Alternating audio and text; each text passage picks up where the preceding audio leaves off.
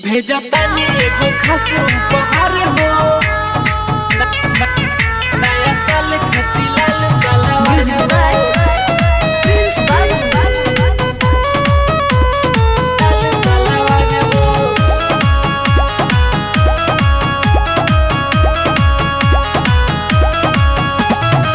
दिलवा में आइल हो फीलिंग नु हो। भेजा तानी यही से ग्रीटिंग नु हो। दिलवा में आइल हो फीलिंग नु हो। भेजा तानी यही से ग्रीटिंग नु हो। तोहरा से करी बड़ी प्यार हो। भेजा तानी एगो खास उपहार हो। नया साल खातिर लाल सलवार हो। भेजा तानी एगो खास उपहार हो। नया साल खातिर लाल सलवार हो।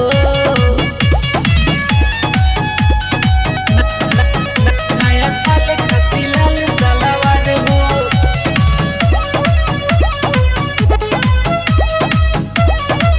भेजा तानी एगो खास उपहार हो। नया साल खातिर लाल सलवार हो।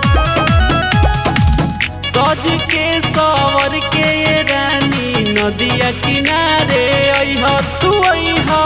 पेन्ही के सलवार तोनी हमारा के देखइह।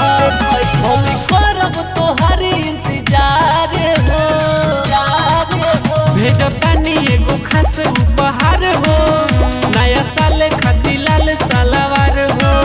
भेज तानी एगो खास उपहार हो। नया साल खातिर लाल सलवार हो।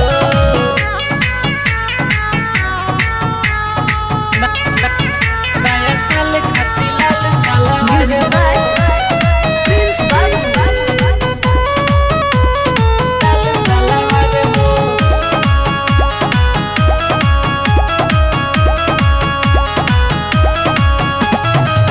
मिथल से राज विशाल बिहारी कहे कि सुनो प्यारी हाँ प्यारी।